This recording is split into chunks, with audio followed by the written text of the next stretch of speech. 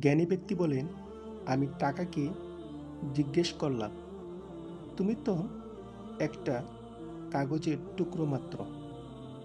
আর টাকা হেসে উত্তর দিল, হ্যাঁ, আমি একটা কাগজের টুকরো মাত্র, কিন্তু এমন এক কাগজের টুকরো যে জীবনে কখনো ডাস্টবিন দেখেনি। জ্ঞানী ব্যক্তির এই কথাটি খুব তাৎপর্যপূর্ণ। তাই জীবনে টাকা কামাও।